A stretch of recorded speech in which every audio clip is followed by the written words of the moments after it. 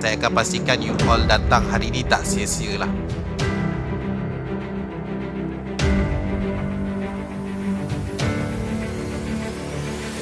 Siapa yang dah pernah buat bisnes?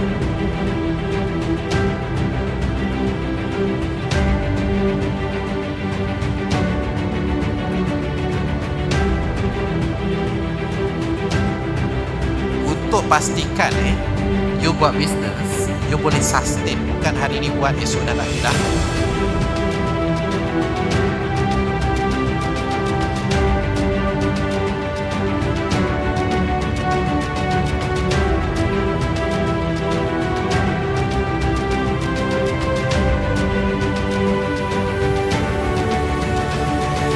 Nak ubah you punya daily life punya aktiviti tu sampailah menjadi culture. Sebab bisnes ni dia ada culture dia tu.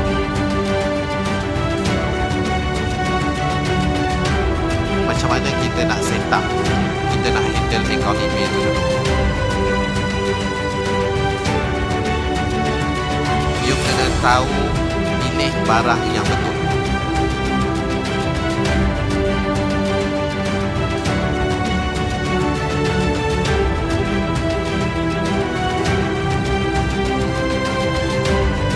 So lepas ni, you punya customer paling dekat New York.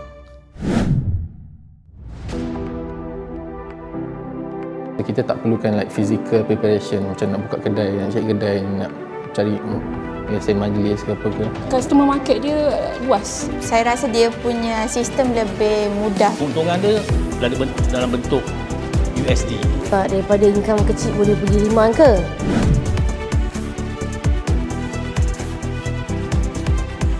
Untuk orang yang macam saya, yang zero, yang tak tahu apa-apa nak jual apa. Kita nak tembus tu.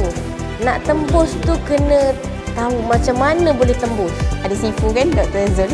So saya rasa bila dah ada mentor kan, so anything saya boleh tanya dia.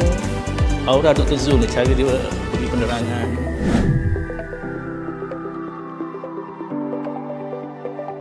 Kita yang sebagai student ni orang kata dah lepas umur belajar. Dia membuatkan kita tak bosan. Saya baru masuk tadi kan, saya tak berhenti ambil nota. Walaupun dia kata akan bagi nota kan, tapi saya tahu apa yang dia cakap tu. Sangat detail, sangat compact. Sangat bagus lah saya rasa sebab dia cerita tu daripada A sampai ke detail. Apa kita perlu. Dia ada step by step. Dia ada macam mana dia implement high demand low risk punya cara nak buat listing. Dia dah ada plan, okay, this is the 3 months game, this is the 6 months game. Macam, ni boleh buat ni kan.